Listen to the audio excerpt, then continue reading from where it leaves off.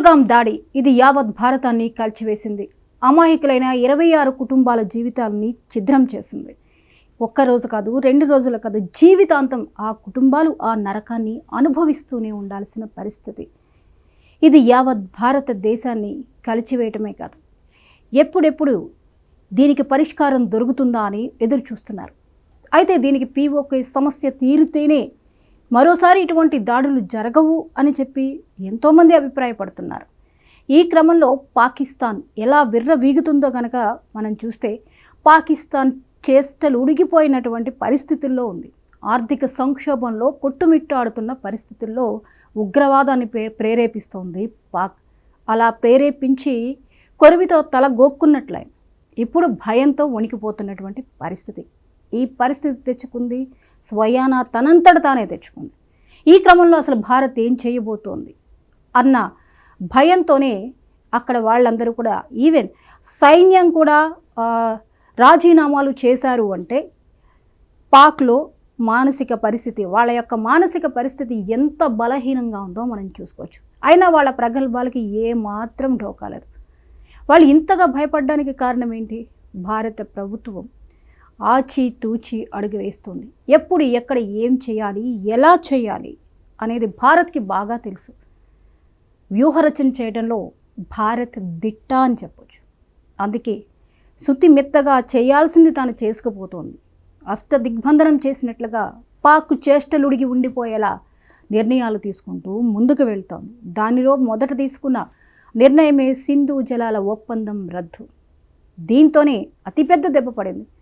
90% వ్యవసాయ రంగం మీద ఆ ఎఫెక్ట్ పడబోతోంది. దాని పరిణామాలు ఎలా ఉంటాయో మనం చెప్పక్కర్లేదు. ఇప్పటికే ఒక కప్పు టీ కూడా తాగలేని పరిస్థితుల్లో పాకిస్తాన్ ఉంది. విదేశీ ద్రవ్య నిల్వలు లేనటువంటి సిచ్యువేషన్ని ఎదుర్కొంటోంది. ఈ క్రమంలో కూడా యుద్ధాలకి రెడీ అన్నట్టుగా సవాలు విసిరే పరిస్థితి, తొడలు కొట్టే పరిస్థితుల్లో కనిపిస్తున్నారు. డిక్కీ బలిసిన కోడి చికెన్ షాప్ ముందర తొడగొట్టిందంట. సిచ్యువేషన్ ఇప్పుడు అట్లా ఉంది.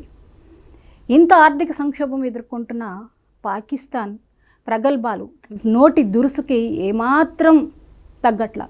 నోటి దురుసు మాత్రం ఒక రేంజ్లో మనకి కనిపిస్తోంది. అయితే వీళ్ళని భారత్ ఎలా ఎదుర్కోబోతోందో వారు అంచనా వేయలేనటువంటి పరిస్థితుల్లో ఉన్నారు. సైన్యమే బలహీనపడిన పరిస్థితుల్లో ఉంటే అసలు వీళ్ళు యుద్ధం ఎలా చేస్తారు? ఒక యుద్ధం వస్తే కనుక ఎలా ఎదుర్కోగలరు? భారత్ ఎంత శక్తివంతమైన దేశమో అంచనా వేయలేకపోతున్నారా? వేయలేకపోవడం కాదు, వేయిస్తే అంత భయానికి గురవుతున్నారు.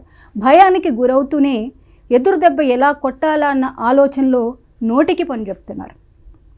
ఈ క్రమంలోనే వాళ్ళు చేస్తున్నటువంటి వ్యాఖ్యల్ని మనం చూస్తూనే ఉన్నాం. ఎగువ సభలో పాక్ సెనెట్ చేసిన వ్యాఖ్యలు ఆశ్చర్యానికి సంచలనానికి గురిచేశాయి. ఇప్పుడు ఉన్న ఈ పరిస్థితుల్లో ఆ సెనెట్ చేసిన వ్యాఖ్యలు ఏంటి అంటే, అయోధ్యలో బాబ్రీ మసీద్ పాక్ సైన్యమే నిర్మిస్తుందట.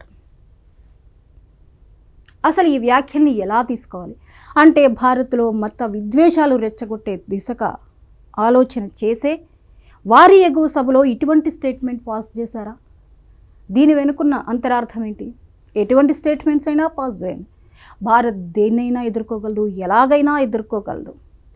పాక్ ఆవేశపూరితమైన నిర్ణయాలు తీసుకుంటే భారత్ ఆలోచనతో నిర్ణయాలు తీసుకుంటుంది.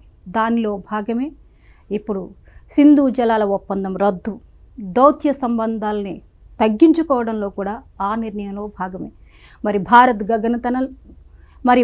గగనతలంపై విమానాలు నిలిపివేత, పాక్ విమానాలని నిషేధించడం. దీంతో భారత్ ఎంత జాగ్రత్తగా ముందుకు అడుగులు వేస్తోందో మీకు అర్థమవుతుంది.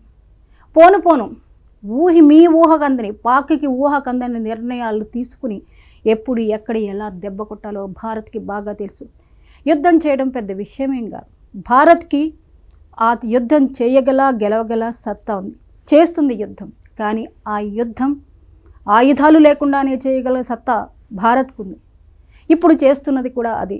చెప్పాను కదా, భారత్ ఆలోచనతో బుద్ధితో ఆలోచించి ఏ నిర్ణయాన్ని ఎప్పుడు ఎలా తీసుకోవాలో అదను చూసి దెబ్బ కొడుతుంది భారత్ అంచనాల్ని అందుకోవడం పాక్ వల్ల సాధ్యమవుతుందా? కష్టమే.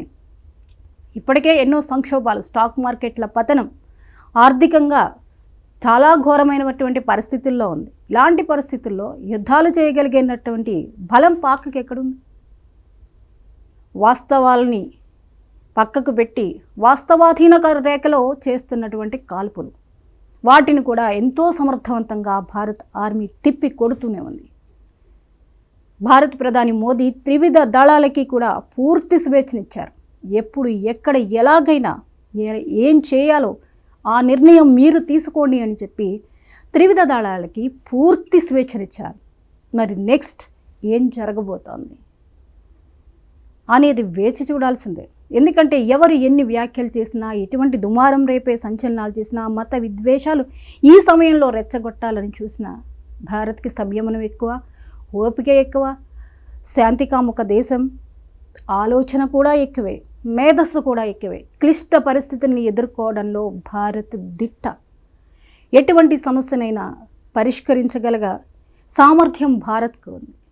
భారత్ సామర్థ్యాన్ని అంచనా వేయడంలో మీరు వెనుకబడి ఉన్నారు.